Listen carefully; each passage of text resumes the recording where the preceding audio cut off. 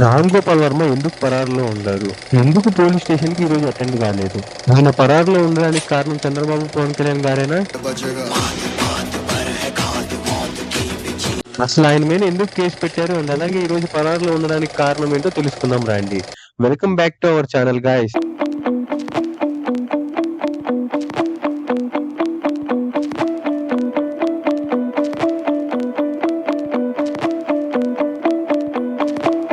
అసలు ముందుగా రామ్ గోపాల్ వర్మ గారి మీద కేసు ఎవరు పెట్టారనే దాని గురించి మాట్లాడక ముందు, అసలు సడన్ గా ఆంధ్రప్రదేశ్ లో సోషల్ మీడియా హ్యాండిల్స్ చేసుకునే వాళ్ళందరి మీద సడన్ గా కేసులు పెట్టి ఇంత ట్రీట్మెంట్ చేస్తానికి కారణం ఏంటి?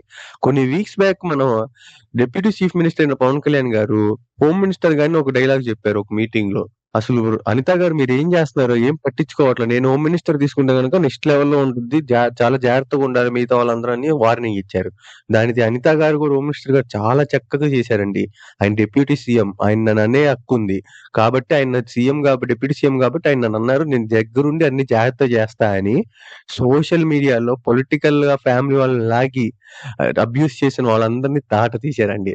ఓకే, దీనిలో కొద్ది టీడీపీ వాళ్ళు కూడా తిట్టే ఉండొచ్చు. కానీ టీడీపీ వాళ్ళని అరెస్ట్ చేయకుండా ఓన్లీ వైసీపీ వాళ్ళు. కానీ దీన్ని స్టార్ట్ చేసిందైతే మీరు ఒప్పుకున్నా ఒప్పుకోకపోయినా వైసీపీ ఫ్యాన్స్ వైసీపీ వాళ్ళే అండి. అసలు ఛానల్ ఏంటి, సోషల్ మీడియా ఏంటి, ఫ్యామిలీ లాగి అసలు మరీ దారుణంగా వైసీపీలో మంచి పోస్ట్ రావాలంటే టీవీ ఎక్కి పవన్ కళ్యాణ్ గారినో లేదా చంద్రబాబు గారినో లేకపోతే లోకేష్ గారిని తిట్టారంటే వాళ్ళకి వైసీపీలో మంచి పోస్ట్. అసలు నేను చెప్తున్నా కదా, రామ్ గోపాల్ వర్మ గారు మూవీస్ తీస్తాం లేకపోతే ట్విట్టర్ లో ఇవి పెడతాం వాళ్ళను ఇదొకటి. అండ్ నెక్స్ట్ ఈయన పోసాని కృష్ణమురళి గారు అయితే అసలు నాకు ఇంకా గుర్తు, పవన్ కళ్యాణ్ గారిని వాళ్ళ ఫ్యామిలీని వాళ్ళ పిల్లల్ని ఎంత దారుణంగాన ఆయన తిట్టాక ఆయనకి ఏదో చైర్మన్ పోస్ట్ ఇచ్చారండి. అసలు చాలా మందికి అంతే, పవన్ కళ్యాణ్ గారిని, లోకేష్ గారిని, చంద్రబాబు గారిని తిట్టాక వైసీపీలో మంచి పోస్టులు ఇచ్చారు. ఇంకా అంటే ఇక్కడ జగన్ గారు చేసిన తప్ప లేకపోతే వాళ్ళ పక్కన ఉన్నోళ్ళు ఆ ప్లాన్ ఇచ్చారనేది మనకు తెలీదు. నాకు తెలిసి జగన్ గారు కూడా పట్టించుకోరు ఇట్లాంటి. దాని పక్కన ఉన్నోళ్ళ వల్లే ఇప్పుడు ఈ లాస్ అనిపిస్తుంది నాకు. అంటే ఒకడు తిట్టాక వాడికి ఆ పోస్ట్ ఇచ్చాక మిగతా వాళ్ళు కూడా మనం కూడా తిట్టాలి. ఇలా తిడితేనే అందరు మనకి వైసీపీలో మంచి గుర్తుండిద్ది అని అందరు తిట్టడం స్టార్ట్ చేశారు. మీ పని ఇట్లా ఉందని చంద్రబాబు గారు అండ్ పవన్ కళ్యాణ్ గారు సీఎం డిప్యూటీ సీఎం అయ్యాక పొలిటికల్ మించి ఫ్యామిలీ జోలికొస్తే తాట తీస్తా అన్నారు. అండ్ రీసెంట్ గా కూడా అసెంబ్లీలో పవన్ కళ్యాణ్ గారు ఒక బిల్ పాస్ చేద్దామని కోరాడు అందరినీ. అదే social media protection act. Social మీడియాలో ఒక పొలిటికల్ లేకపోతే ఒక సోషల్ సర్వీస్ చేసే వ్యక్తిని తను చేసే పనుల మీద కించపరిచి మాట్లాడండి. అలాగని వాళ్ళ ఫ్యామిలీని తీసుకొచ్చి వాళ్ళ ఫ్యామిలీని లేకపోతే వాళ్ళ ఇంట్లో వాళ్ళని అసలు పొలిటికల్ గా ఎటువంటి సంబంధం లేని వాళ్ళని తీసుకొచ్చి చేస్తాం తప్పు. ఈ బిల్లుని పాస్ చేద్దాం తొందరలోని.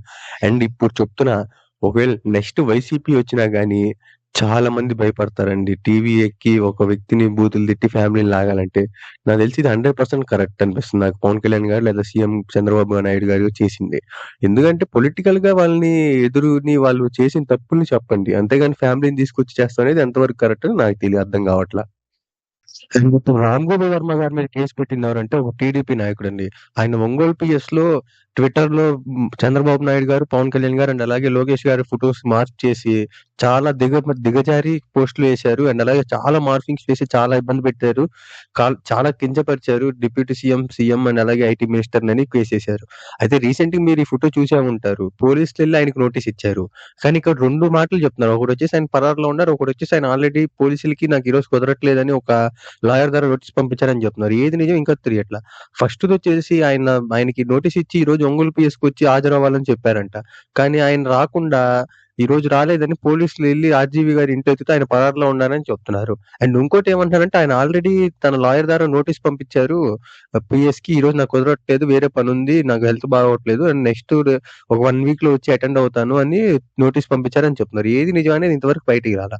రామ్ గోపాల్ వర్మ గారు బయటకు వచ్చి చెప్తే గానీ తెలియదు అసలు ఏది నిజమా అని. అండ్ యాక్చువల్ గా రామ్ గోపాల్ వర్మ గారు లాస్ట్ 5 years లో వైసీపీ దగ్గర నుంచి 1.5 crore తీసుకుని ఈ అమ్మరాజ్యంలో కడపరెడ్లు లేకపోతే పవన్ కళ్యాణ్ మీద మూవీస్ ఇవన్నీ చేశారు. అండ్ అలాగే వ్యూహం అనే మూవీ కూడా ఆయన దగ్గర అమౌంట్ తీసుకునే చేశారు. అయితే ఇది 100% కరెక్టే అండి. డైరెక్ట్ జగన్ గారు కాకపోయినా జగన్ గారి పార్టీలో సంబంధించిన ఆయన ప్రొడ్యూసర్ ఆ మూవీస్ అన్నిటికీ. అయితే ఇప్పుడు ఇబ్బంది ఏంటంటే వైసీపీ పార్టీ వచ్చాక ఈయన చాలా సైలెంట్ అయిపోయారు. ఇంతకుముందు ఆయన వర్స్టైల్ డైరెక్టర్ అండి. అండ్ రీసెంట్ గా కూడా సందీప్ రెడ్డి వంగ గారు ఒకటి చెప్పారు, సార్ ఇంక ఇవన్నీ ఆపేసి మీరు వర్స్టైల్ డైరెక్షన్ మళ్ళీ తీసుకురావాలంటే త్వరలో తీసుకొస్తా అని రామ్ గోపాల్ వర్మ గారు చెప్పారు. నేను ఒకటే కోరుకున్నా, ఆయన కాంట్రోవర్సీ మూవీస్ తీసినా గాని చాలా దగ్గరికి తీస్తారండి. ఓకే. అది నిజాలు కాకపోవచ్చు 'పవన్ కళ్యాణ్' గారి మీద లేతే 'చంద్రబాబు' మీద. కానీ ఆయన క్యారెక్టరైజేషన్ ఉండిద్ది గదా! 'రక్త చరిత్ర' గాని, 'వంగవీటి' గాని లేతే ఈ కాంట్రోవర్సీ మూవీస్‌లో గూడా వాళ్ళ క్యారెక్టరైజేషన్ నెక్స్ట్ లెవెల్‌లో చూపిస్తారండి. గాని కామెడీ పరంగానే లేతే నిజమైనా. ఆయన్ని గనక నాకు వర్స్‌టైల్ డైరెక్షన్ తెస్తే ఏ పాన్ ఇండియా డైరెక్టర్ 'రాజమౌళి' గారు గూడా పనికిరారండి. ఎందుకంటే ఆయన ఇండియా మొత్తంలో 'రామ్ గోపాల్ వర్మ' అంటే ఒక బ్రాండ్. ఆయనకి ఆయనే మరి ఎందుకు ఇట్లా చేస్తున్నాడో అర్థం కావట్ల. ఇప్పుడున్న టైంలో గనక ఆయన మూవీస్ తీస్తే చెప్తున్నా గదా! ఆయనకి ఈజీగా 5-10 క్రోర్స్ ఇస్తారండి మూవీకి. అంత డిమాండ్ ఉంది ఆయనకి. సో, ఫైనల్ చూద్దాం మరి ఈయన కేస్ ఎటు తేలుతుందో అండ్ ఈయన ఎప్పుడు బయటకొచ్చి ట్వీట్ ఏస్తాడో అని చూద్దాం. అండ్ మీరు 'రామ్ గోపాల్ వర్మ' గారు ఈ లాస్ట్ 5 ఇయర్స్ చేసింది కరెక్టో, రాంగో అని ఏమనుకుంటున్నారో కూడా కామెంట్ సెక్షన్‌లో చెప్పండి.